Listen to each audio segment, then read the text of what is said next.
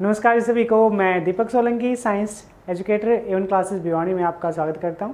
तो जैसे first video अपनी थी सेल की, सेल वाला अपना टॉपिक हो गया था। आज जो अपना टॉपिक रहेगा वो रहेगा उत्तक, उसी से आगे बढ़ेंगे हम लोग। तो आज का जो अपना टॉपिक है वो रहेगा भाई उत्तक, इंग्लिश में बोलते हैं भाई इसे टिश्यू। तो टॉपिक स्टार्ट करने से पहले कुछ लाइनें आपके लिए। हालाते दिल सब कुछ जुबान से बयान नहीं होता, हालाते दिल सब कुछ जुबान से बयान नहीं होता, समझना पड़ता है आंखों के इशारों को। स्टार्ट करते हैं। उत्तक, तो फर्स्ट ऑफ ऑल उत्तक है क्या चीज़? तो उस दिन मैंने समझाया था आपको कि जब दो कोशिकाएं आपस में कनेक्ट होती हैं, जुड़ती हैं, तो एक चीज़ बनती है और उसे हम क्या बोलते हैं? उत्तक बोलते हैं। तो उत्तक का अध्ययन क्या कहलाएगा? उत्तक के अध्ययन को हम कहा जाता है भाई हिस्टोलॉजी। क्या कहेंगे? Histology, study of tissue known as histology. उत्तकों का अध्ययन हिस्टोलॉजी कहलाता है। इससे आगे बढ़ते हैं। तो अपने जो उत्तक है, अब कंस्ट्रक्शन जो आता है, मीन्स हम लोग जो जीव हैं उनको दो भाग में डिवाइड करते हैं। एक तो होते हैं एक कोश के, एक होते हैं बहुकोश के। एक कोश के जीवों में हम लोग डिफाइन कर चुके हैं। आज हम डिस्कस जो करेंगे उससे अगला स्टेप होगा अपना बहुकोश के जीव का। और बहुकोश के जीव में कोशिका से जो अगली कड़ी हो क्या होती है? उत्तक होती है। तो उत्तक को हम लोग दो भागों में डिवाइड करते हैं। जैसे कोशिका डिवाइड किया था, एक तो क्या था? पादप, सेम एक पादप उत्तक, और दूसरा क्या अपना? जंतु उत्तक, मीन्स प्लांट टिश्यू और एनिमल टिश्यू। जो पादप उत्तक है इसको हम लोग दो भागों में डिवाइड कर सकते हैं। पहला कौन सा होता है? विभाज्य उत्तक। दूसरा होता है अपने पास में जटिल उत्तक। विभाज्य उत्तक और जटिल उत्तक। तो आज का अपना टॉपिक जो है वो है इंट्रोडक्शन ऑफ टिश्यू, मीन्स उत्तक का परिचय। तो इसको हम स्टडी करेंगे आज। तो पहले हम प्लांट की डिस्कस कर लेते हैं, जंतु के बारे में उससे आगे स्टार्ट करेंगे। तो जो अपना पादप उत्तक है मीन्स प्लांट टिश्यू है, इसको हम लोग दो भागों में डिवाइड करते हैं। पहला कौन सा? अपना विभाज्य उत्तक, दूसरा है जटिल उत्तक। देखो दोस्तों, आपने एक क्रिया पढ़ी होगी जर्मिनेशन या अंकुरण। अंकुरण क्या होता है? मीन्स जो बीज होता है ना, उससे नया पौधा जर्मिनेट करना, उगना, क्या कहलाएगा? अंकुरण कहलाता है, जर्मिनेशन कहलाता है। अब जब जर्मिनेशन हो गया तो प्लांट का डेवलप तो होगा, प्लांट की वृद्धि तो होगी। तो जो वृद्धि है, जो उत्तक पौधों में वृद्धि के लिए उत्तरदायी होता है उसे क्या बोलते हैं? विभाज्य उत्तक कहा जाता है। The tissue which is responsible for growth in plant known as meristematic tissue, या उसे क्या बोलते हैं? विभाज्य उत्तक कहा जाता है। पौधों में ऐसा उत्तक जो पौधों की वृद्धि के लिए उत्तरदायी होता है उसे क्या कहेंगे? विभाज्य उत्तक। अब विभाज्य उत्तक जो है इसके हम लोग तीन भाग करते हैं। पहला जो है वो अपना कौन सा है? एपिकल। पहला कौन सा है? एपिकल। अभी जो एपिकल होता है अपने पास में, ये कहाँ कहाँ पाया जाता है? तो एपिकल जो उत्तक है वो मिलेगा आपको कहाँ पे? जड़ों में, तने में। यानी कि जड़ और तने की जो लंबाई या वृद्धि है वो किस पे डिपेंड करती है? आपकी एपिकल पे। किस पे करेगी? एपिकल पे। या मैं कहें जो अपने पास तने की जो नोड होती है, मीन्स टिप जो होती है, शीर्ष जो होता है, उस पे जो मिलेगा वो कौन सा होता है? अपना एपिकल। दूसरा जो है अपने पास में वो है लैटरल। दूसरा कौन सा है? लैटरल। अब ये क्या करता है? जो अपने पास वृद्धि है किसकी? शीर्ष की, उनकी वृद्धि के लिए उत्तरदायी होता है। कौन सा? लैटरल। और तीसरा जो है अपने पास में वो है इंटरकैलरी। कौन सा है भाई? इंटरकैलरी। अब ये इंटरकैलरी कहां मिलेगा, कैसे काम करता है? तो बता दूं, जो अपनी ब्रांच होती है मीन शाखाएं जो होती हैं, शाखाएं, या हम ये कहें कि शाखाओं की वृद्धि के लिए जो उत्तक उत्तरदायी उसे क्या बोलते हैं? इंटरकैलरी। शाखाएं की वृद्धि के लिए कौन सा उत्तरदायी होगा? इंटरकैलरी। तो दोस्तों हमने स्टार्ट किया अपना उत्तक। उत्तक क्या होता है? जब दो कोशिकाएं या बहुत सारी कोशिकाएं मिलकर या कोशिकाओं का एक समूह एक निश्चित कार्य करता है उसे क्या कहेंगे, उत्तक कहा जाता है। उत्तक का अध्ययन क्या कहलाएगा, हिस्टोलॉजी कहलाता है। उत्तक को दो भागों में डिवाइड करते हैं, पादप उत्तक मीन्स ऐसा उत्तक या कोशिकाओं का समूह जो पौधों में कार्य करता है उसे क्या बोलते हैं, पादप उत्तक। और जंतु उत्तक हमने स्टार्ट नहीं किया है, वो हम आगे डिस्कस करेंगे। अब पादप उत्तक के दो भाग हमने बात की यहाँ पे, पहला कौन सा है, विभाज्य उत्तक। विभाज्य उत्तक क्या होता है, मीन्स एक ऐसा उत्तक पौधों में जो वृद्धि के लिए उत्तरदायी होता है उसे क्या बोलते हैं, विभाज्य उत्तक या मेरिस्टेमेटिक टिश्यू कहा जाता है। विभाज्य उत्तक के तीन भाग हैं, पहला कौन सा है, एपिकल जो कहाँ मिलेगा, जड़ और तनों में। दूसरा है लेटरल जो कहाँ मिलता है, शीर्ष में। और तीसरा है इंटरकैलरी, जो शाखाएं अलग होती हैं उनकी वृद्धि के लिए कौन सा उत्तरदायी है, इंटरकैलरी। तो ये अपना कौन सा है, विभाज्य उत्तक। अब बात करते हैं किसकी, जटिल उत्तक की।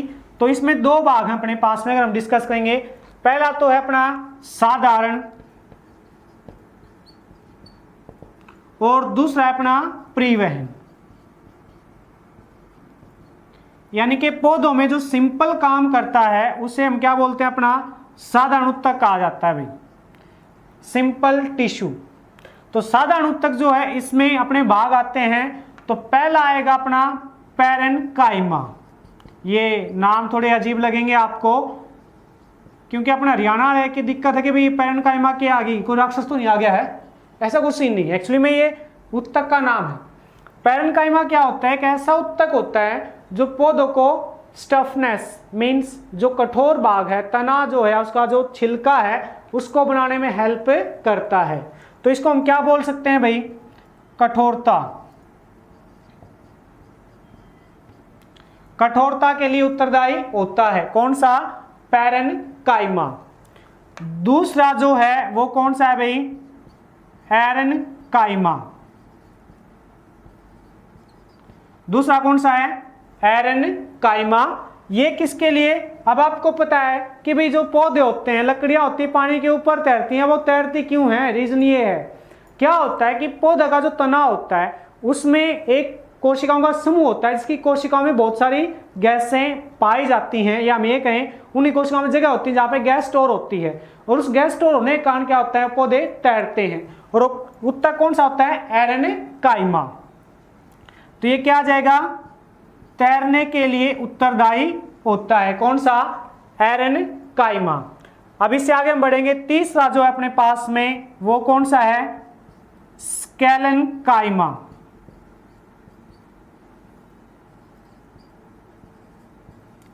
स्केलेन्काइमा ये क्या करता है, जैसे आपने देखा होगा पौधे की जो शाखाएं होती हैं उनको हम कुछ हद तक झुका लेते हैं, तो जो फ्लेक्सिबिलिटी है उसके लिए उत्तरदायी कौन सा होता है, अपना स्केलेन्काइमा। मीन्स लचीलापन के लिए, लचीलापन उसके लिए उत्तरदायी कौन होगा, स्केलेन्काइमा। देखो जटिल उत्तक क्या होता है, एक ऐसा उत्तक जिसकी कोशिकाओं की शेप साइज अलग होता है बट फंक्शन क्या रहेगा, सेम रहेगा, उसे हम क्या बोलते हैं, जटिल उत्तक, कॉम्प्लेक्स टिश्यू कहा जाता है। अब इसको आगे हम भागों में डिवाइड करते हैं अपने पास में। तो इसके दो भाग हैं, साधारण टिश्यू और एक कौन सा है, परिवहन टिश्यू मीन्स सिंपल उत्तक और अपना कौन सा, ट्रांसपोर्ट उत्तक। भाई अब जो साधारण उत्तक है वो सिंपल अपने कार्य करता है पौधों में, तो उसमें पहला भाग कौन सा है, पैरेन्काइमा। ये क्या करता है पौधों में, कठोरता। दूसरा एरेन्काइमा क्या करता है पौधों में, तैरने के लिए उत्तरदायी होता है। तीसरा स्केलेन्काइमा क्या करता है पौधों में, लचीलेपन के लिए उत्तरदायी होता है। चौथा भाग आता है अपने पास में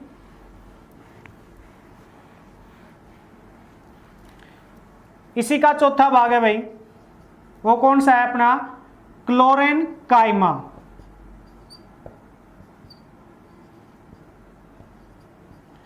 क्लोरेन्काइमा। अब ये क्या करेगा, एक्चुअली में जैसे कुछ पौधे होते हैं जो मरुस्थलीय में पाए जाते हैं जिनके पत्ते बहुत कम होते हैं, तो उनमें प्रकाश संश्लेषण क्रिया तो होती है ना, तो प्रकाश संश्लेषण क्रिया करता कौन है या क्लोरोफिल को स्टोर करता कौन है, तो ऐसे पौधे जिनमें पत्तों की कमी होती है उनमें प्रकाश संश्लेषण क्रिया एक स्पेशल उत्तक द्वारा की जाती है, और वो उत्तक कौन सा होता है, अपना क्लोरेन्काइमा। तो पत्ते रहित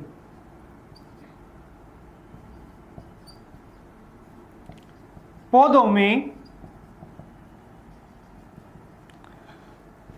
प्रकाश संश्लेषण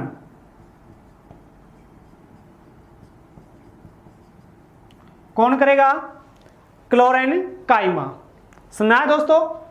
चौथा जो भाग अपने पास में कौन सा है? क्लोरेनकाइमा है। ये क्या करता है? जिन पौधों में पत्तियां बहुत कम होती हैं उनमें क्लोरोफिल को स्टोर करता है और प्रकाश संश्लेषण क्रिया को संपन्न करता है। अब इससे आगे बढ़ते हैं हम लोग, तो यहां पे आ जाता है अपने पास में एक और भाई, जिसे हम क्या कहते हैं? अपना एपिडर्मिस कहा जाता है। ये एक स्पेशल लेयर है भाई, एपिडर्मिस। एक परत होती है पौधों की छाल के नीचे पाई जाती है, जो क्या करती है? जो जल है, अब पौधों में जो पानी स्टोर होता है उसका वाष्पन से बाहर निकल सकते हैं, या हमें कहें मनुष्य जो पौधे हैं वो जब पानी को स्टोर करेंगे तो उसका वाष्पीकरण हो सकता है, मीन्स वाष्पन से वो बाहर जा सकता है। तो उसको स्टोर करने का काम किसका होता है? एपिडर्मिस का। तो वाष्पन की क्रिया को, वाष्पन क्रिया को कम करता है कौन? एपिडर्मिस। एक तरल या हमें कहीं जैसे गोंद देखा होगा आपने, गोंद टाइप ये पदार्थ पाया जाता है भाई। सुना दोस्तों? मीन्स अपना जटिल उत्तक है, इसके हमने 4 भाग डिफाइन किए हैं। पहला कौन सा था? पैरेन्काइमा, वो क्या करता है? पौधों में कठोरता। दूसरा एन्काइमा, पौधों में तैरने के लिए। तीसरा अपना है स्केलेनकाइमा, जो पौधों में लचीलापन है। चौथा अपना क्लोरेनकाइमा, जो पौधों में प्रकाश संश्लेषण है। और एक परत है अपने पास में एपिडर्मिस, यह क्या करती है? पौधों की जो वाष्पन क्रिया है उसको अवरुद्ध करती, कम करती है। अब हम डिस्कस करते हैं किसके बारे में? जो अपना जटिल उत्तक कौन सा भाग है? परिवहन उत्तक। पादप उत्तक की बात करें हम लोग,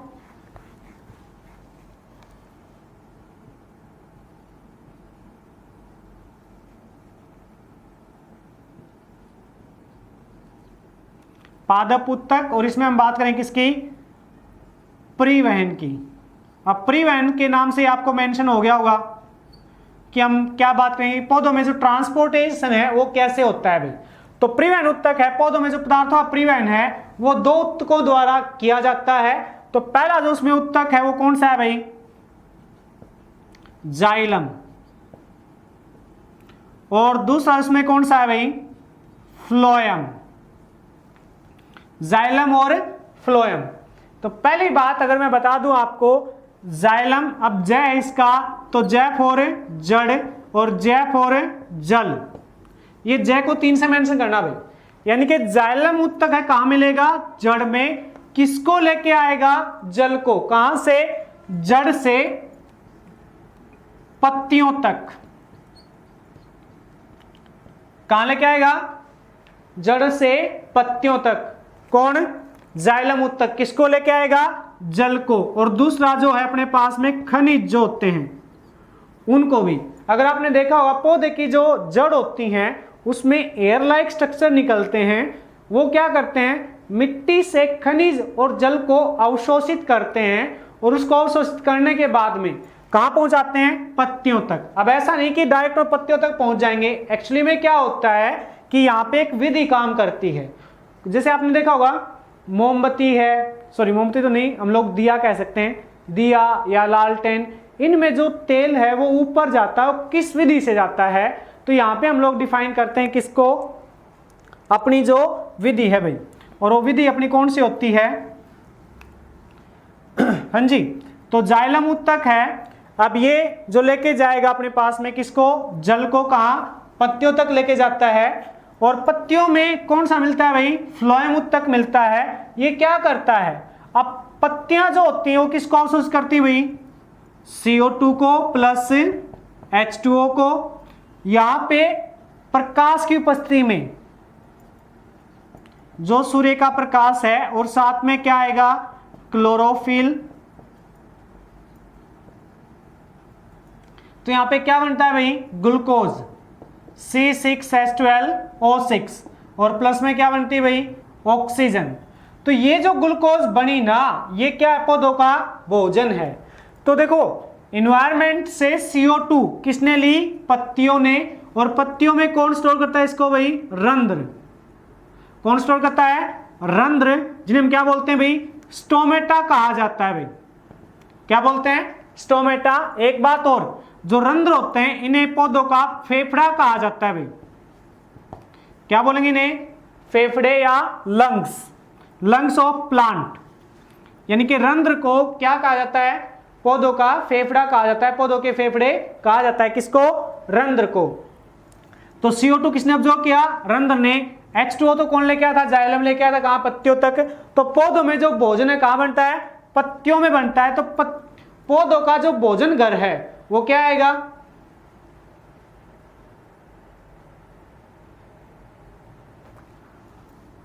जो पौधों का भोजन घर है वो किस नाम से डिफाइन होगा? अपनी पत्तियां जो होती हैं, या हम ये कहें पौधों का भोजन घर किसको कहा जाता है? पत्तियों को कहा जाता है। देखो सेल में हमने क्या था? ऊर्जा घर, पावर हाउस। यहां हम बात किसी कर रहे हैं? भोजन घर की। तो भोजन घर कौन होगा? पत्तियां। क्लियर? आगे चीज सुनने। उसके बाद में आप ये जो अपना जाइलम उत्तक है इसकी जो दिशा होती है हमेशा क्या रहेगी? ऊपर की तरफ रहेगी।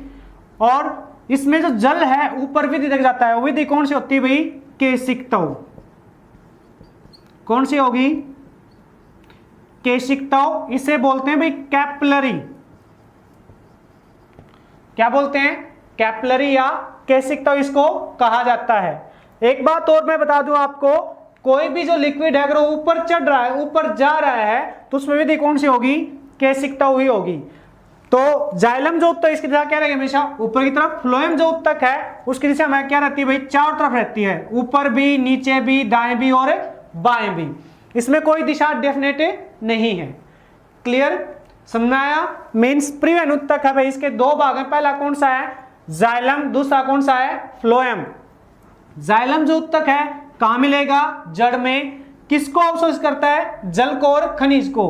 कहां लेके जाता है? पत्तियों तक। किस विधि से लेके जाता है? केशिकतव या कैपिलरी। पत्तियां जो होती हैं उसमें कौन सा उत्तक मिलेगा? फ्लोएम। पत्तियों में भोजन बनता है तो पत्तियों क्या बोलते हैं? पौधों का भोजन घर। और पत्तियों में क्या पाए जाते हैं? रंध्र। रंध्र क्या कहता है? पौधों का फेफड़े। पत्तियों में रिएक्शन कौन सी होती है? ये होती है, इसे क्या बोलते हैं? प्रकाश संश्लेषण क्रिया कहा जाता है। तो ग्लूकोज को पौधे के हर एक भाग तक कौन पहुंचाएगा? फ्लोएम पहुंचाता है भाई। और इसकी दिशा क्या होती है? चारों तरफ होती है, कोई दिशा निश्चित नहीं होती। तो दोस्तों ये था अपना पादप उत्तक means plant tissue. Next video में करेंगे भाई जंतु उत्तक। सपोर्ट करते रहिए। Thank you. जंतु उत्तक भाई, जो अपना पिछला टॉपिक था वो था पादप उत्तक। अब हम डिस्कस करेंगे किसके बारे में? जंतु उत्तक के बारे में। एक चीज तो क्लियर है अपने पास में कि कोशिकाएं हैं वो मिलकर क्या बनाती हैं? उत्तक बनाती हैं। तो उत्तक का अध्ययन किया हमने किसमें? पौधों में। अब हम स्टडी करने वाले किसमें? जंतुओं में, एनिमल्स में। तो जंतुओं में जो उत्तक पाए जाते हैं वो अपने कितने होते हैं भाई? हम तीन टाइप को डिफाइन करते हैं। पहला होता है अपना कौन सा भाई? पेशीय उत्तक। पहला कौन सा होगा? पेशीय। दूसरा होता है तंत्रिका, और इसमें होता है भाई संयोजी। संयोजी या कनेक्टिव टिश्यू भाई।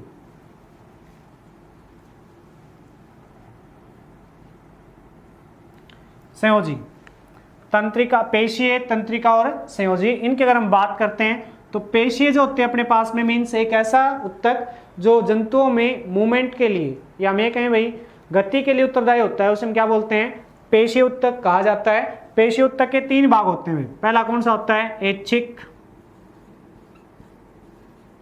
दूसरा होता है अनैच्छिक।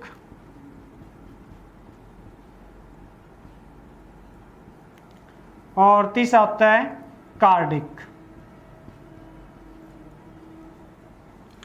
ऐच्छिक मीन्स ऐसी मांसपेशियां जो हमारी इच्छा के अनुसार कार्य करती हैं उन्हें क्या बोलते हैं? ऐच्छिक। अनैच्छिक जो हमारी मांसपेशियां जो हमारी इच्छा अनुसार कार्य नहीं करती उन्हें क्या बोलते हैं? अनैच्छिक। कार्डिक जो हमारी हृदय गति करती हैं उन पेशियों क्या कहता है भाई? कार्डिक पेशी कहा जाता है। ये किसका? अपना पेशीय उत्तक का। एक बात और, जो ऐच्छिक मांसपेशियां हैं इनका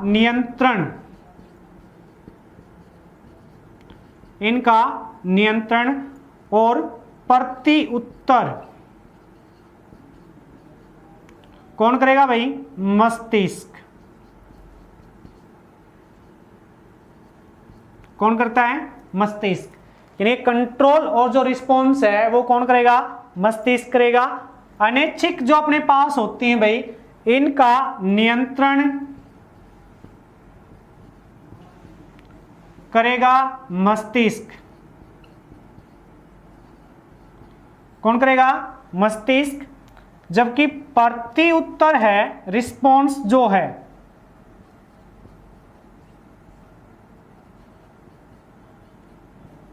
प्रत्युत्तर, वो कौन करेगा भाई अपने पास में? जो अपनी मेरुदंड है भाई।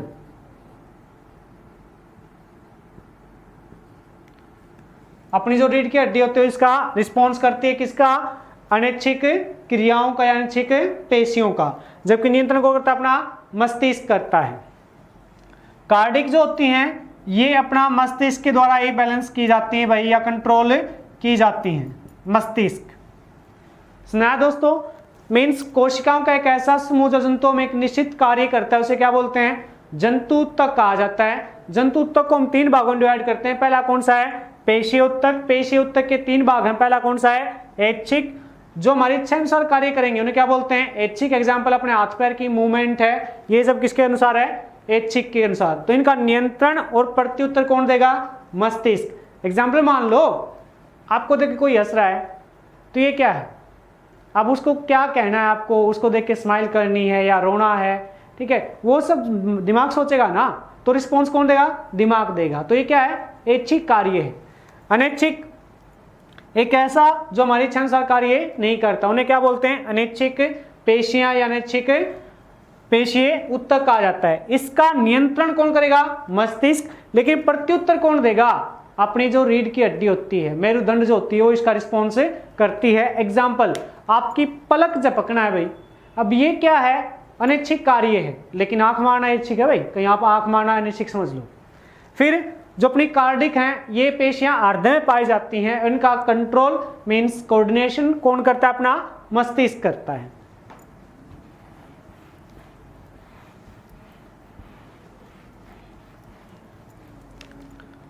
तंत्रिका एक ऐसा उत्तक जो मानव शरीर में या जंतुओं में संदेशों का आदान प्रदान करता है, संदेशों के लिए रिस्पॉन्सिबल होता है, उसे हम क्या बोलते हैं? तंत्रिका उत्तक या नर्वस टिश्यू कहा जाता है भाई। तंत्रिका उत्तक 3 भागों में डिवाइड होता है। पहला होता है अपना तंत्रिका कोशिका। पहली कौन सी भाई? तंत्रिका कोशिका, या इसे हम क्या बोलते हैं? न्यूरॉन कहा जाता है भाई। क्या कहेंगे? न्यूरॉन। दूसरा अपना मेरुदंड। दूसरा क्या है? मेरुदंड या स्पाइनल कॉर्ड कहा जाता है इसको, मेरुदंड, स्पाइनल कॉर्ड।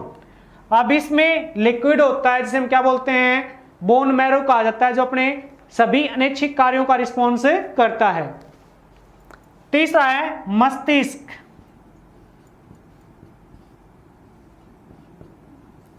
मस्तिष्क आपके जितने भी जो कार्य है मानव शरीर के, उन सब का जो कंट्रोलर है कौन है? ब्रेन है भाई, मस्तिष्क है। क्लियर? यानी कि अपनी जो बॉडी है टोटली एक सारथी के अनुसार चलती है। वो सारथी कौन होता है? अपना मस्तिष्क होता है, दिमाग होता है। ये अपना तंत्रिका उत्तक। संयोजी उत्तक, कनेक्टिव टिश्यू, इसके 2 भाग होते हैं भाई। पहला कौन सा होता है? रक्त। दूसरा होता है भाई अस्थि, हड्डियां। हाँ जी, पहला तो कौन सा है? रक्त, और दूसरा कौन सा है? अस्थि मीन्स हड्डियां। ये क्या होती है? एक ऐसा उत्तक जो मानव शरीर के विभिन्न अंगों को आपस में जोड़ता है या पदार्थों का परिवहन करता है, उसे क्या बोलते हैं? संयोजी उत्तक या कनेक्टिव टिश्यू कहा जाता है भाई। इसके 2 भाग हैं। पहला कौन सा है? रक्त है, और दूसरा कौन सा है? अस्थि। समझ में आ गया होगा? क्लियर? तो हमने क्या स्टार्ट किया था अपना? जंतु उत्तक। जंतु उत्तक के 3 भाग हैं। पहला कौन सा? पेशीय, दूसरा तंत्रिका, और तीसरा कौन सा है? संयोजी उत्तक। क्लियर? तो इनका जो टॉपिक है स्टार्ट करेंगे भाई हम लोग नेक्स्ट वीडियो में। आज के लिए जो अपना है वो कौन सा है? पादप उत्तक और जंतु उत्तक। तो जंतु उत्तक हम स्टार्ट करेंगे नेक्स्ट वीडियो में। Please support. नमस्कार सभी को, मैं दीपक सोलंकी, साइंस एजुकेटर एवं क्लासेस भिवानी में हम स्वागत करते हैं आपका। तो आज का जो अपना टॉपिक है भाई, हम स्टार्ट किया था जंतु ऊतक, और जंतु ऊतक हम आगे बढ़ते हैं। तो इसमें पहला ही जो अपना नाम है वो किसका आता है, संयोजी ऊतक का, कनेक्टिव टिश्यू। क्या होता है, जंतुओं में ऐसा ऊतक जो विभिन्न अंगों को आपस में जोड़ता है, उसे क्या कहते हैं भाई, संयोजी ऊतक कहा जाता है। संयोजी ऊतक को दो भागों में डिवाइड करते हैं हम लोग। पहला जो अपना है वो है भाई रक्त, ब्लड, और दूसरा है अपना अस्थि। ये पहले वाली वीडियो में डिफाइन कर चुका हूं दोनों को, रक्त और अस्थि। आज हम इसका पूरा एक्सप्लेनेशन करेंगे भाई, रक्त की भी और अस्थियों की भी। तो आज का जो अपना टॉपिक है वो रहेगा अपना रक्त, ब्लड भाई। तो स्टार्ट करते हैं अपना टॉपिक बगैर किसी बकवास के, कुछ और मत समझना भाई।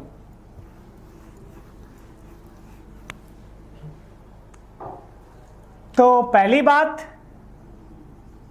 रक्त परिसंचरण तंत्र भाई, ब्लड सर्कुलेटरी सिस्टम, परिसंचरण तंत्र। इसके खोजकर्ता कौन है, पहली बात ये आती है। तो इसके खोजकर्ता जो है वो है भाई विलियम हार्वे। कौन है भाई, विलियम हार्वे। रक्त परिसंचरण तंत्र के खोजकर्ता कौन है, विलियम हार्वे। कब की थी भाई, 1628 में। अब ये नहीं कि उससे पहले रक्त नहीं होता था, रक्त होता था, लेकिन प्रॉपर डेफिनेशन जो है कि रक्त है क्या, कैसे काम करता है, ये डिफाइन किया किसने भाई, विलियम हार्वे ने। कब किया था, 1628 में। दूसरी बात, जो रक्त है आपका वो क्या है, एक संयोजी ऊतक है, कनेक्टिव टिश्यू है, जो हम पहले डिस्कस कर चुके हैं। फिर भाई रक्त की मात्रा कितनी होती है, 5 से 6 लीटर होती है भाई सामान्य मनुष्य में। रक्त कितना होता है, 5 से 6 लीटर। रक्त का पीएच मान कितना होता है, 7.4। मीन्स क्या होगा, ये क्षारीय होता है भाई। 2015 HSC क्लर्क में पूछा गया था, रक्त का पीएच मान कितना होता है, 7.4। अब पीएच ये तो समझ रहे हो ना, पीएच स्केल सारेंसन ने डिफाइन किया था, और इसके अकॉर्डिंग क्या था अपने पास में कि अगर हम इसको लेके चलें भाई, 0 से 14 तक अपने पास में नंबर होते हैं, ये यहाँ पे 7 होता है। अगर किसी की वैल्यू पीएच से 7 से कम है तो क्या होगा, अम्ल होगा भाई। अगर 7 से ज्यादा क्या होगा अपना, क्षार। और 7 पे हो तो क्या बनते हैं अपने पास में, जल और लवण, वाटर और साल्ट बनते हैं भाई। तो अगर पूछा जाए कि रक्त की प्रकृति क्या है, रक्त की प्रकृति तो क्या होगी, क्षारीय। क्या हो जाएगी, क्षारीय। फिर रक्त का तापमान भाई, सामान्य मनुष्य जो है इसके रक्त का तापमान कितना होता है, तो कितना आ जाएगा, 100.4 फ़ारेनहाइट, या इसको हम डिग्री सेल्सियस कितना करते हैं भाई, 38 डिग्री सेल्सियस। ये रक्त का तापमान है सामान्य मनुष्य का भाई। बॉडी का तो आपको पता है 98.4 होता है, 37 डिग्री सेल्सियस होता है, लेकिन ये कितना होगा अपना रक्त का 100.4 फ़ारेनहाइट या 38 डिग्री सेल्सियस। क्लियर है। नाउ जब हम रक्त को स्टडी करते हैं तो रक्त को हम दो भागों में डिवाइड करते हैं भाई। रक्त, पहला भाग भाई इसका ठोस, दूसरा जो है वो है भाई तरल। ठोस भाग कितना होता है, 45%। इसमें क्या होते हैं भाई, कणिकाएं होती हैं। क्या होंगी, कणिकाएं। मीन्स आपका आरबीसी, डब्ल्यूबीसी, प्लेटलेट्स, वो सब कहां होती है भाई, रक्त के ठोस भाग में। तरल भाग भाई, इसे प्लाज्मा कहा जाता है भाई। क्या बोलते हैं इसे, प्लाज्मा। ये कितना होता है भाई, 55% होता है। कितना होगा, 55%।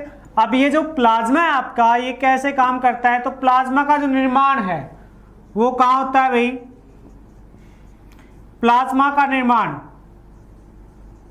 रक्त कोश में होता है भाई। प्लाज्मा का निर्माण प्लीहा,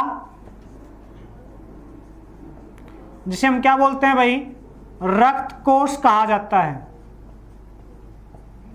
मानव शरीर का ब्लड बैंक कौन है, प्लीहा है। और प्लीहा को हम क्या बोलते हैं भाई, ब्लड बैंक या रक्त कोश कहा जाता है। फिर भाई इसमें पाए क्या क्या जाते हैं, अगर हम डिफाइन करें भाई इसको प्लाज्मा, तो प्लाज्मा में अपने पास जल की मात्रा भाई, जल 90 से 92%, प्रोटीन कितना होता है भाई, प्रोटीन 6 से 7%, खनिज 2 से 1%, इसमें मात्रा होती है भाई किसकी, इन 3 चीजों की। अगर हम प्लाज्मा को कितना कर लें, 100% कर लें, तो उसमें जल जो होगा कितना होगा 90 से 92%, प्रोटीन कितने होंगे 6 to 7%, और खनिज कितने होते हैं अपने 2%। तो पहले बात करते हैं हम लोग भाई जो कम मात्रा है, यानी कि प्रोटीन अपना खनिज, खनिज कौन से होते हैं आपका, Na पॉजिटिव, HCO3 पॉजिटिव, ये पोटेशियम, जिंक, ये जो खनिज पाए जाते हैं मीन्स तत्व या यौगिक जो भी हैं, ये कहां मिलेंगे आपको, प्लाज्मा में। कहां मिलेंगे, प्लाज्मा में। दूसरा भाई जो हार्मोन है, हार्मोन क्या होते हैं, ऐसे रासायनिक पदार्थ जो मानव शरीर में विभिन्न क्रियाओं के लिए उत्तरदायी हैं। मीन्स आप किसी को देख के हंस रहे हैं या आपका मन कर रहा है किसी देख को हंसने का या कुछ और करने का, वो सब किसके कारण, हार्मोन के कारण। तो हार्मोन क्या है, ऐसे रासायनिक पदार्थ हैं जो विभिन्न क्रियाओं के लिए मानव शरीर में उत्तरदायी होते हैं। अब कुछ करना है, मतलब मैं कुछ बोलना चाहूंगा यहाँ पे, कभी सुना होगा आपने, लोग फंसे हुए हैं इश्क और मोहब्बत के जाल में, दिल ने कहा कि उनकी इबादत करते हैं, तो इबादत यहाँ करनी चाहिए, आपको स्टडी में अच्छा रहेगा। तो प्रोटीन कितने अपने 6 से 7%। अब इसको लेकर हम आगे बढ़ेंगे तो प्रोटीन जो है वो प्लाज्मा में कितने पाए जाते हैं, तो पहला ही जो है अपने पास में वो है भाई कैरोटीन। पहला ही प्रोटीन कौन सा है, कैरोटीन। एक्चुअली में जो प्लाज्मा है इसका रंग कैसा होता है, हल्का पीला होता है भाई, कैसा होता है, हल्का पीला, और वो किसके कारण आता है भाई, कैरोटीन के कारण। यानी कि प्लाज्मा का रंग हल्का पीला है किसके कारण, कैरोटीन के कारण। दूसरा गाय का दूध,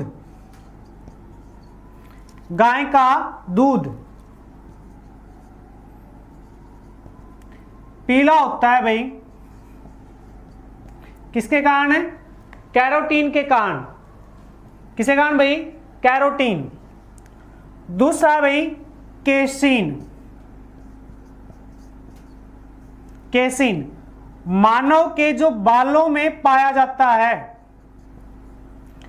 कौन सा भाई, केसिन प्रोटीन। नाखूनों में कौन सा होगा, कैरोटीन।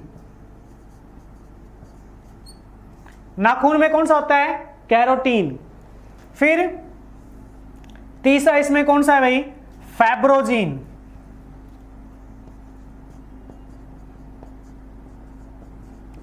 तीसरा कौन सा है, फैब्रोजीन। ये रक्त का थक्का जमाने में हेल्प करता है भाई, रक्त का थक्का, क्लोटिंग ऑफ ब्लड, कौन हेल्प करता है, फैब्रोजीन। मींस अपना तरल है प्लाज्मा, तरल भाग को क्या बोलते हैं हम लोग, प्लाज्मा कहा जाता है। कितने % होता है, 55%। अगर इस प्लाज्मा को हम लोग 100% करें, प्लाज्मा निर्माण कहां होता है, प्लीहा में। कहां होगा, प्लीहा में। अगर हम प्लाज्मा 100% करें तो जल की मात्रा कितनी होगी, 90 से 92%, प्रोटीन की 6 to 7%, और खनिज कितने होते हैं 2 to 1% भाई, ये मात्रा पाई जाती है। प्रोटीन इसमें कौन से, पहला कौन सा, कैरोटीन। कैरोटीन इसके कारण पीला रंग होता है प्लाज्मा का भाई। गाय के दूध में कौन होता है, कैरोटीन। नाखून में कौन होता है, कैरोटीन। गाजर का डंठल, गाजर अगर खाई हो तो गाजर के बीच में जो पीला होता है डंठल जो होता है, वो किसके कारण है, कैरोटीन के कारण। केसिन प्रोटीन भाई, ये कहां मिलेगा, बालों में पाया जाता है, जो अपने बाल हैं उनमें कौन सा प्रोटीन होता है, केसिन। फैब्रोजीन, ये रक्त का थक्का जमाने में हेल्प करता है भाई। क्लियर, रक्त का तरल भाग समझ में आया होगा, क्लियर ना। अब यहां पे एक टर्म है भाई, सेरम। सेरम, इसे हम प्लाज्मा थेरेपी भी कहा जाता है भाई। अभी जैसे कोविड-19 में ये चल रहा है प्लाज्मा थेरेपी, ये क्या चीज होती है एक्चुअली में? क्या होता है कि जो एंटीबायोटिक्स होते हैं, या मान लो कोई इंसान जिसको बीमारी होगी तो उसकी जो एंटीजेंस है ना वो कहाँ बनेंगे? उसके प्लाज्मा में बनते हैं भाई। तो इंसान से उसके प्लाज्मा में कुछ ड्रॉपलेट निकाल लेते हैं ताकि वो बीमारी किसी दूसरे इंसान को हो ना, तो उसको एक प्लाज्मा चढ़ा दिया जाए ताकि उसके प्लाज्मा में क्या बन जाए? एंटीजेंस बन जाए, उस बीमारी से लड़ने वाले सेल्स या कोशिकाएं निर्माण हो जाए भाई। तो आजकल क्या कर रहे हैं, जो इंसान कोविड-19 से ठीक हो चुके, रिकवर हो चुके हैं, उनके रक्त से प्लाज्मा की मात्रा ले रहे हैं और उसे हम क्या बोल रहे हैं भाई? Plasma therapy. इसे सेरम भी कहा जाता है। 1798 में एडवर्ड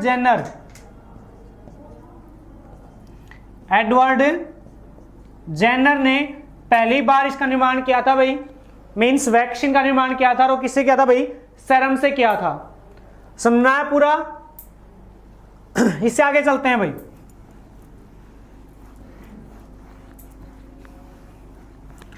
अब पहुंचते हैं हम लोग भाई रक्त के ठोस भाग पर।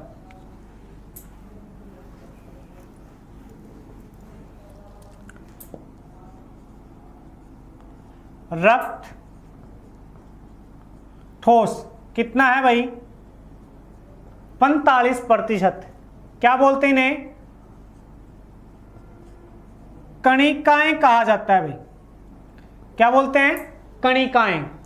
और पहली बात तो रक्त का जो ठोस भाग है वो कहां बनता है भाई? मेरु रज्जु में बनता है भाई। कहां बनेगा? मेरु रज्जु में। जो अपनी स्पाइनल कॉर्ड होती है उसके अंदर एक तरल पाया जाता है जिसे हम लोग क्या बोलते हैं भाई? मेरु रज्जु कहा जाता है। क्या बोलते हैं? मेरु रज्जु या बोन मैरो कहा जाता है भाई। ये वहां पे होता है भाई लाल रंग का। कैसा होगा? लाल रंग। लेकिन हरा रंग का जो मेरु रज्जु है वो कहां मिलेगा भाई? फीमर में। कहां मिलेगा? फीमर, जांघ की जो हड्डी है उसमें पाया जाता है। अब कणिकाएं जो है इसको हम 3 भागों में डिवाइड करते हैं भाई। पहला अपना कौन सा है भाई? लाल रक्त कणिकाएं। दूसरा अपना भाई श्वेत रक्त कणिकाएं। और तीसरा अपना कौन सा है भाई? प्लेटलेट्स।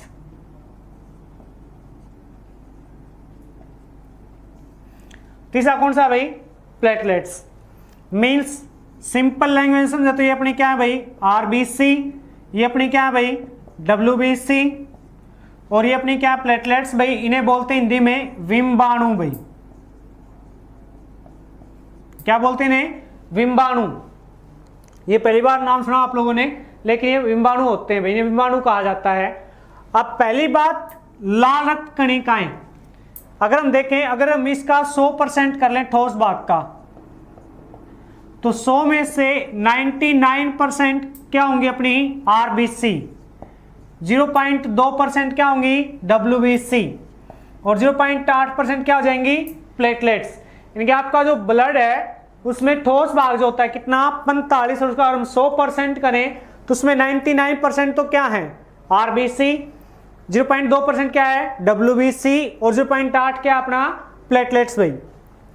आगे बढ़ते हैं इसके, तो स्टार्ट करते हैं अपना आरबीसी को भाई। लाल रक्त कणिकाएं।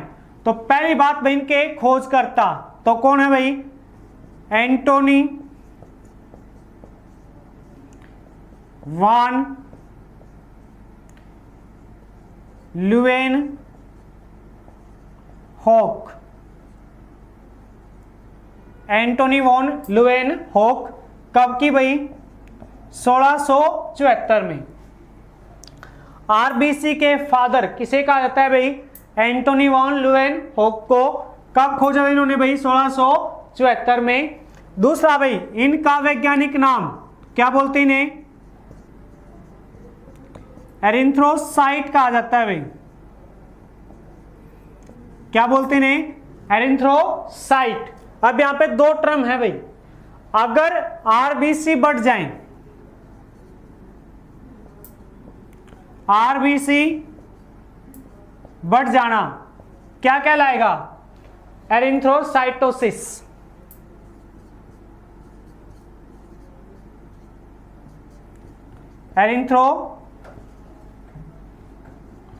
साइटोसिस। क्या कहलाएगा भाई? एरिथ्रोसाइटोसिस। आरबीसी घट जाना, आरबीसी घट जाना, मानव शरीर में आरबीसी का घट जाना क्या कहलाएगा भाई? एरिथ्रोपीनिया।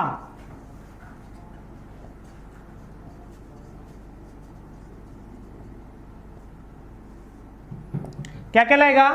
एरिथ्रोपीनिया। आरबीसी का घट जाना क्या कहलाएगा? एरिथ्रोपीनिया। बढ़ जाना क्या कहलाएगा? एरिथ्रोसाइटोसिस। अब इससे आगे हम लोग चलते हैं, वैज्ञानिक नाम हो गया इनका। तो कार्य की बात करते हैं भाई, लालक कणिकाओं का कार्य। तो इनका जो कार्य है वो होता है भाई ऑक्सीजन का संचरण करना भाई, ऑक्सीजन का संचरण, ट्रांसफर ऑफ ऑक्सीजन। किसमें भाई? रक्त में, ब्लड में। या मैं कहें रक्त का जो लाल रंग होता है किसके कारण होता है? फेरस के कारण। और फेरस के साथ मिलेगा भाई ऑक्सीजन के कारण। अब रक्त में एक यौगिक पाया जाता है जिसे हम क्या बोलते हैं भाई? हीमोग्लोबिन कहा जाता है भाई।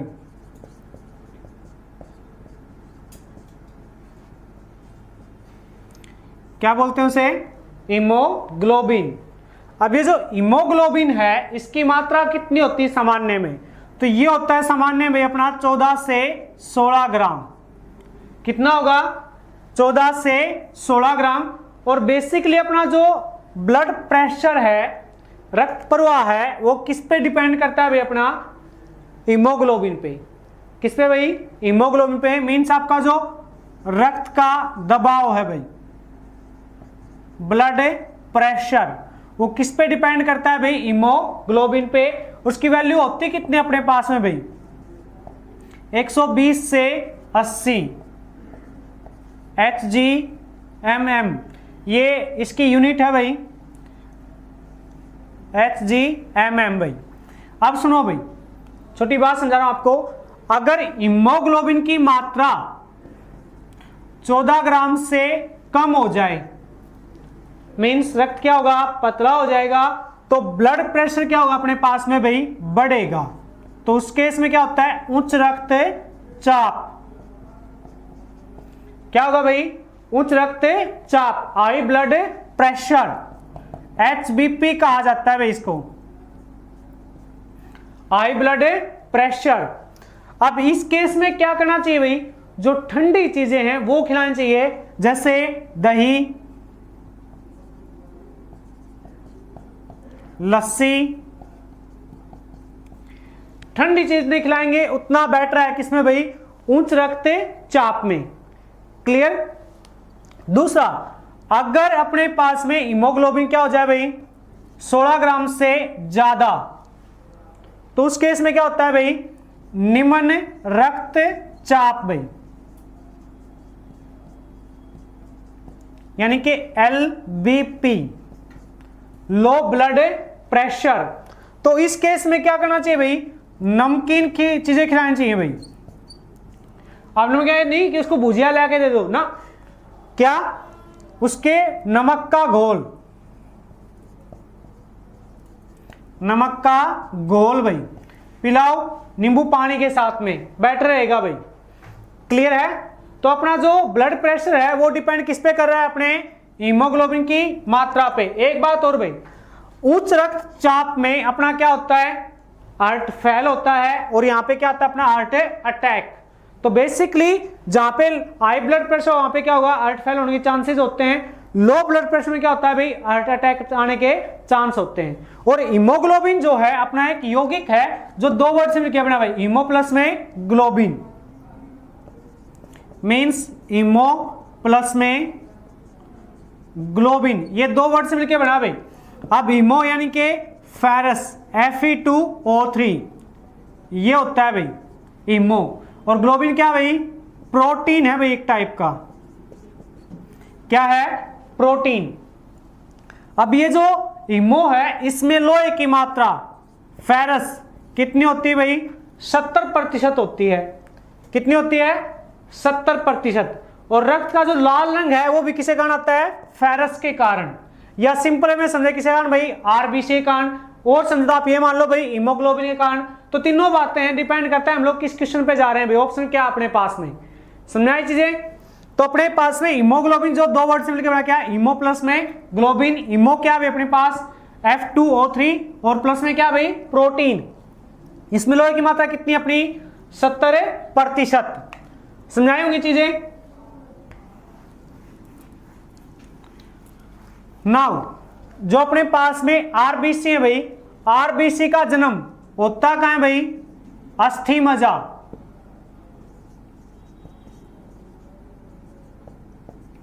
अस्थि मज्जा में होता है, मींस बोन मैरो में भाई। ये लगता है जो पूरा ठोस भाग है कहां बनेगा भाई, मेरो जो उसके अस्थि मज्जा में बनता है। क्लियर। इनका जीवन काल भाई कितना होता है, जीवन काल भाई 120 दिन। लाइफ टाइम कितना होगा 120 दिन। जन्म कहां होगा इनका, अस्थि मज्जा में, और मृत्यु जो होती इनकी वो कहां होती है भाई, प्लीहा में। मृत्यु कहां होती है इनकी, प्लीहा में। दूसरा भाई लालक कणिकाओं में केंद्रक नहीं पाया जाता भाई, केंद्रक इनमें नहीं पाया जाता, तो इन्हें क्या बोलते हैं भाई, प्रोकैरियोटिक कोशिका कहा जाता है भाई। क्या बोलते हैं, प्रोकैरियोटिक कोशिका। जिन कोशिकाओं में केंद्रक नहीं होता उन्हें क्या बोलते हैं, प्रोकैरियोटिक कोशिका। लेकिन यहां पे दो पशु हैं भाई, पहला कौन सा, ऊंट, और दूसरा भाई लामा। इन दो की जो आरबीसी है, लालक कणिकाएं हैं, उसमें केंद्रक होता है भाई, उसमें क्या होता है, केंद्रक। तो इसलिए काफी दिनों तक ये प्यासे रह सकते हैं। समझाया होगा। आरबीसी मीन्स अपना लालक कणिकाएं हैं।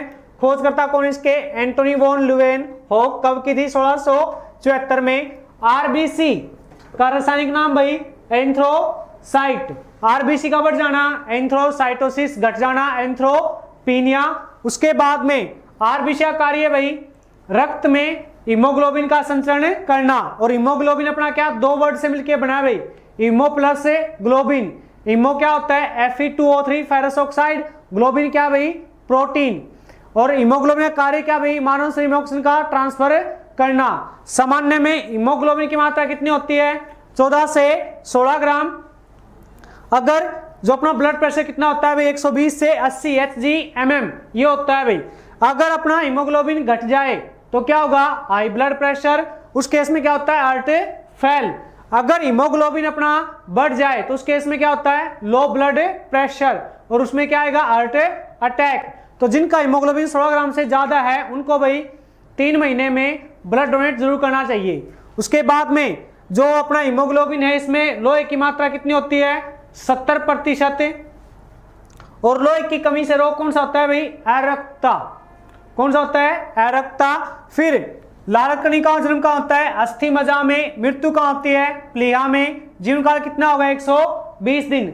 जो आरबीसी हैं उनमें अपना उनमें केंद्रक नहीं पाया जाता, तो इन्हें क्या बोलते हैं भाई, प्रोकैरियोटिक कोशिका। लेकिन दो पशु अपवाद हैं, पहला कौन सा, ऊंट, दूसरा कौन सा, लामा। इसके आरबीसी में केंद्रक पाया जाता है।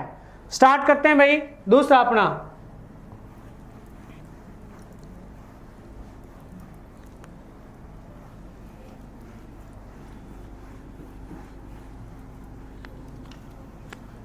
तो दूसरी जो अपनी ये कौन सी भाई, WBC।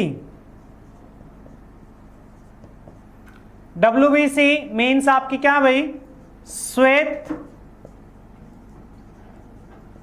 रक्त कणिकाएं। तो पहली बात तो वही है भाई कि इनका वैज्ञानिक नाम क्या होता है भाई। हाँ जी, तो पहली बात अपनी जो श्वेत रक्त कणिकाएं हैं, स्टॉप एक बार।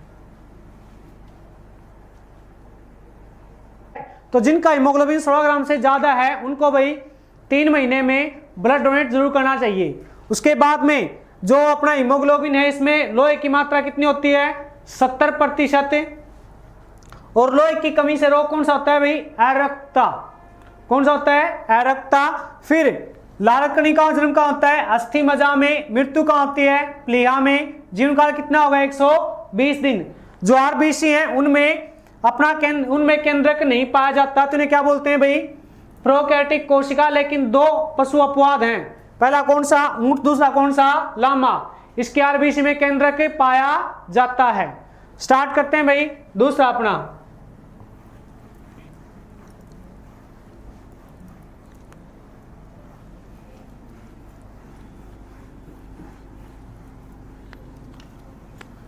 तो दूसरी जो अपनी है कौन सी भाई? WBC। WBC मीन्स आपकी क्या भाई? श्वेत रक्त कणिकाएं। तो पहली बात तो वही है भाई कि इनका वैज्ञानिक नाम क्या होता है भाई? हाँ जी, तो पहली बात अपनी जो श्वेत रक्त कणिकाएं हैं, स्टॉप एक बार।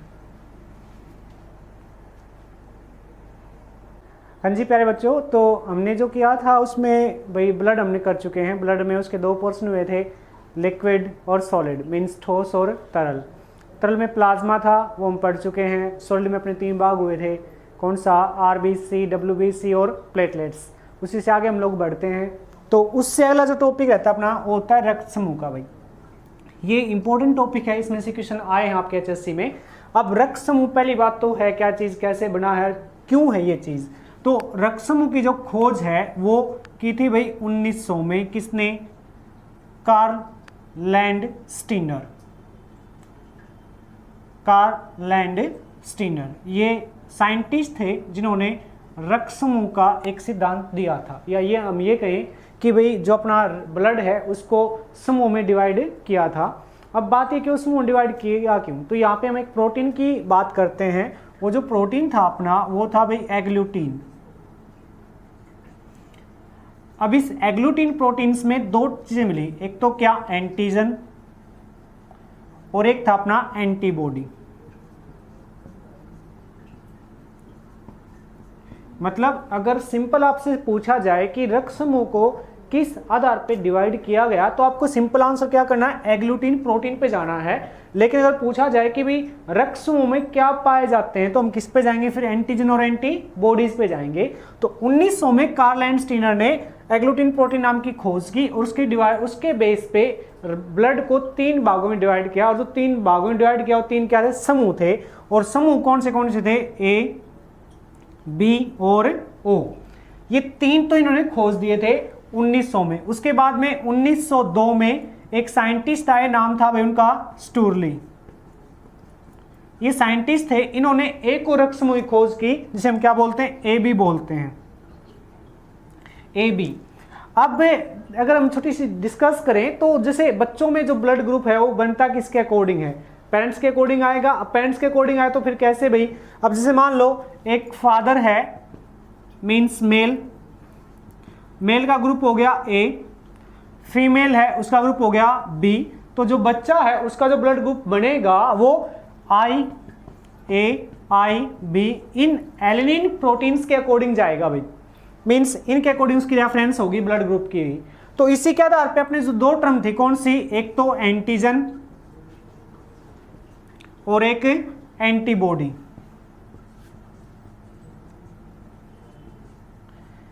तो एंटीजन्स क्या होते हैं? जो बेसिकली ब्लड में कैरेक्टरिस्टिक्स को लेके जाते हैं, या हम एक गुणों के वाहक जिन्हें कहा उन्हें क्या बोलते हैं? एंटीजन। और एंटीबॉडीज क्या होते हैं? जो बीमारियों से लड़ते हैं, उन्हें क्या बोलते हैं? एंटीबॉडी। तो जो कार्ल लैंडस्टीनर थे उन्होंने बताया कि आपका जो ABO है इन तीनों में क्या चीज रहेंगी अपने पास में? तो जो एंटीजन है वो A में रहेंगे, B में रहेंगे और O में एंटीजन पाए जाते हैं। लेकिन जब अपने पास में AB आएगा तो AB में एंटीजन से नहीं पाए जाते। जो AB है इसमें एंटीजन नहीं पाए जाते। एंटीबॉडीज जो हैं वो A में होंगे, B में होंगे, O में नहीं होंगे और AB में पाए जाते हैं एंटीबॉडीज। तो यहाँ पे अब बात ये आ गई कौन किसको ब्लड दे सकता है और कौन किससे ले सकता है। तो यहाँ से अगर हम डिफाइन करें अपने पास में, तो जो O है, O रक्त समूह, ये क्या होता है? सर्वदाता हो जाता है। क्यों? एंटीजन तो है ही नहीं, इसमें एंटीबॉडी तो है ही नहीं। तो इसका जो रक्त है वो सभी बीमारियों में काम आएगा, मीन्स ये सबको दे सकता है। जो ए बी है, अब उसमें क्या नहीं है भाई, एंटीजेंस नहीं है, मीन्स से गुणों में कोई खास इफेक्ट पड़ेगा नहीं, वो सबसे ले सकता है। तो ये क्या आ जाएगा, सर्वहारी आ जाएगा। बात समझ रहे हैं आप? मैंने क्या कहा है कि जो आपका एंटीजन है वो क्या होते हैं, कार्यवाहक होते हैं गुणों के, और एंटीबॉडीज क्या होते हैं, बीमारियों से लड़ते हैं। जो अपने पास में ओ है, इसमें एंटीजेंस या एंटीजेंस नहीं पाए, क्या होते हैं इसमें, एंटीजन पाए जाते हैं, एंटीबॉडीज में नहीं होते। जबकि अपने पास में ए बी है, इसमें क्या होंगे, एंटीजेंस नहीं पाए जाते, एंटीबॉडी पाए जाते हैं। तो सर्वदाता कौन हो जाएगा, ओ हो जाएगा, और सर्वग्राही कौन हो जाएगा, ए बी हो जाएगा। लेकिन अब जैसे नाम सुन रहे हैं आप प्लाज्मा, मैंने पिछली जो अपना टॉपिक उसमें कराया था आपको, प्लाज्मा रक्त का तरल भाग होता है, कितने परसेंट होता है, 55% होता है। अभी जैसे आप सुन रहे हैं प्लाज्मा थेरेपी कोविड-19 में, तो ये प्लाज्मा थेरेपी है क्या चीज। अब बात ये है कि ब्लड के दो भाग डोनेट किए जाते हैं, एक तो होता है लिक्विड और एक होता है सॉलिड। सॉलिड जो होता है अपने आरबीसी, डब्ल्यूबीसी और प्लेटलेट्स का होता है, और लिक्विड क्या होता है अपना प्लाज्मा होता है। एक बात और, ब्लड की जो एक यूनिट होती है वो कितनी होती है, 300 मिलीलीटर होती है भाई। एक यूनिट कितनी रहेगी, 300 मिलीलीटर। दूसरा, अपने पास जो प्लाज्मा थेरेपी है क्या चीज, कि भाई बॉडी से प्लाज्मा निकाला जाता है। मतलब कोई इंसान है, उसको कोविड-19 हो गया, अब कुछ टाइम उसकी बॉडी ने रिकवर कर लिया, तो मतलब क्या हो गया, उसकी बॉडी में ऐसे एंटीबॉडीज आ गए जिसने कोविड-19 के वायरस को खत्म कर दिया। तो अगर हम उसके प्लाज्मा को निकाल लें, उसके प्लाज्मा में कैरेक्टरिस्टिक्स तो है ना, किसके, एंटीबॉडीज के, किसको खत्म करने वाले, कोविड-19 को। तो उसके प्लाज्मा को अगर हम किसी दूसरी बॉडी में इंजेक्ट कर दें तो क्या होगा, उसकी बॉडी भी क्या हो जाएगी, फिर उसके लिए एक्टिव हो जाएगी, मींस कोविड-19 को खत्म कर देगी। तो ये है भाई अपनी प्लाज्मा थेरेपी। तो जब बात प्लाज्मा की आती है तो उस केस में ए बी सबको दे सकता है और बी सबसे ले सकता है। मींस अगर हम बात करें किसकी, प्लाज्मा की, तो सर्वदाता जो है वो कौन सा आ जाएगा, ए बी, और सर्वग्राही कौन सा हो जाएगा, बी।